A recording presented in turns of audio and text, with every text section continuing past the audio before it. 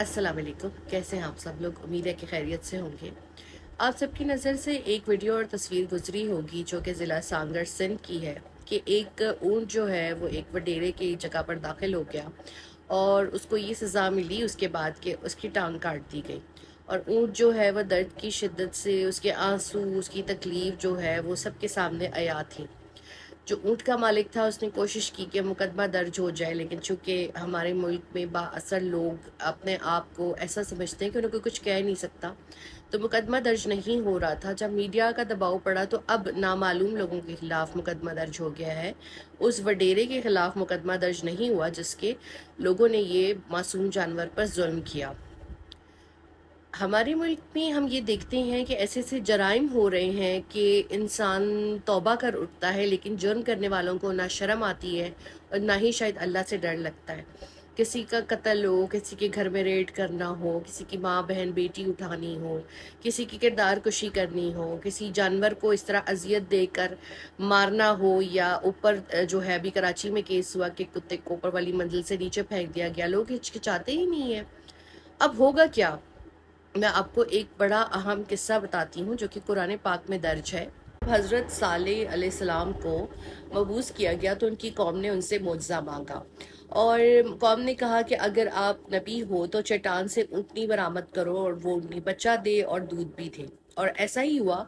अल्लाह ताला के हुक्म से जो है वो चट्टान से एक खूबसूरत ऊँटनी जो है वो बरामद हुई। उसने बच्चा जना और उसके थन दूध से भर गए।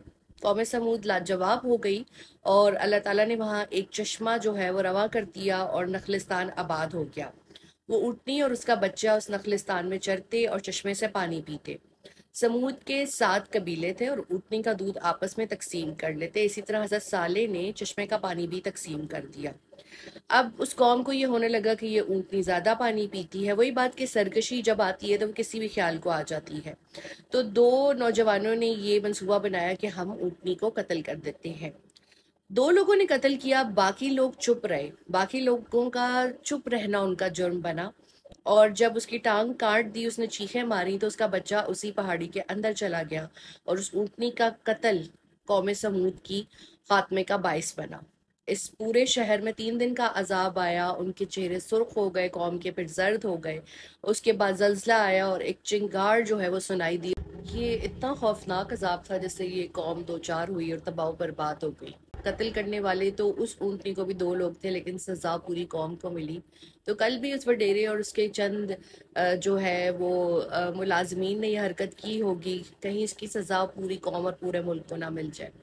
जिस तरीके से मुल्क में हालात और वाक़यात हैं, सहाफ़ियों के कत्ल हो रहे हैं, बोलने वालों को जीने नहीं दिया जा रहा, हज पे जाने से लोगों को रोका जा रहा है, ख़वातीन को गिरफ्तार किया जा रहा है, बड़े पैमाने पे बेशर्मी के साथ इलेक्शंस में धांधली की गई, तमाम वो चीज़ें हो रही हैं जो कि नहीं होनी चाहिए। इसके अलावा वो चीज़ें फैल रही हैं जो नहीं फैलनी चाहिए। शराब नोशी है, ज़िना है, हम जिन्स परस्ती है।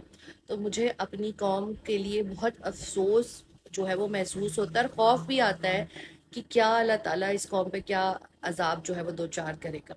लेकिन आज चूँकि अरफा का दिन है तो मैं ये कहूँगी, या अल्लाह ताला इस कौम को नेक और साले हुक्मरान दीजिए, ऐसे हुक्मरान दीजिए जो कि कानून का बोलबाला कर सकें। यहाँ पर ऐसे जजेस हों, ऐसे काजी हों जो कि इंसाफ कर सकें और इस तरह किसी को जुल्म करने से पहले 100 दफ़ा सोचना पड़े कि उसको इसकी सख्त से सख्त सज़ा मिलेगी। चूँकि हमारे मुल्क में सज़ा और जजा का कानून नहीं है तो इसलिए ये सब हो रहा है। बहुत अफसोसनाक वाक़या है। जितनी इसकी मजम्मत की जाए वो कम है। और अल्लाह ताला हमारी कौम को इस सरकशी, इन चीज़ों में से निकाल दे। और अगर अल्लाह ताला से मैं ये कहूँगी आपने कभी अजाब लाना हो तो उन्हीं लोगों पे लाए जो इस मुल्क में करप्शन कर रहे हैं, जो इस मुल्क पे जुल्म कर रहे हैं। वो बेचारे जो पिस्से में हैं या खामोश हैं, या अल्लाह ताला उनको माफ़ कर दीजिएगा।